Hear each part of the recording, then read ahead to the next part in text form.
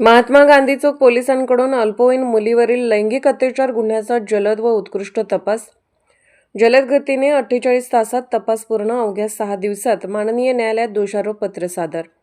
महात्मा गांधी चौक police ठाण्याकडून 5 वर्षीय अल्पवयीन मुलीच्या लैंगिक अत्याचार प्रकरणाचा अत्यंत उत्कृष्ट व जलद गतीने तपास करत अवघ्या 48 तासात तपास पूर्ण करून अवघ्या 6 दिवसात न्यायालयात दोषारोप पत्र दाखल करण्यात आले आहे.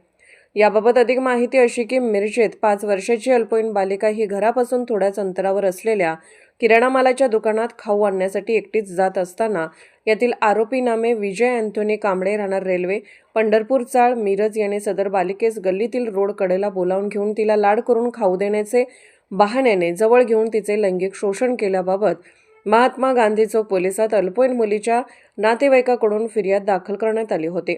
या प्रकरणाचे गांभीर्य ओळखून महात्मा गांधी चौक पोलिसांनी संशयितास तात्काळ अटक केली व अतिशय गंभीर व सामाजिकदृष्ट्या संवेदनशील अशा गुन्ह्याचा अतिशय शीघ्र गतीने तपास करून आरोपी विरुद्ध सबळ असे भौतिक व तांत्रिक पुरावे हस्तगत करून 48 तासामध्ये गुन्ह्याचा संपूर्ण तपास पूर्ण करून सर्व पुराव्यानिशी आरोपी विरुद्ध गुन्हा सिद्ध झाल्याने सर्व शासकीय कारवाई पूर्ण करून सदर गुन्हा दाखल 6 दिवसामध्ये यातील संशयित आरोपी विरुद्ध माननीय न्यायालयात दोषारोप पत्र दाखल करून कर्तव्य व सामाजिक भान एकत्रितरित्या कसे जोपासावे याचे उत्तम उदाहरण समाजापुढे सादर केले आहे.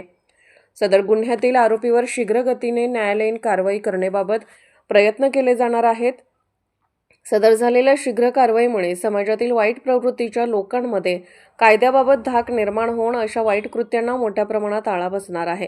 सदरची कारवाई पोलीस अधीक्षक संदीप घुगे, अप्पर पोलीस अधीक्षक कल्पना वारवकर, उपविभागीय पोलीस अधिकारी प्रणिल गिल्डा, महात्मा गांधी चौक पोलीस ठाण्याचे प्रभारी सहाय्यक पोलीस निरीक्षक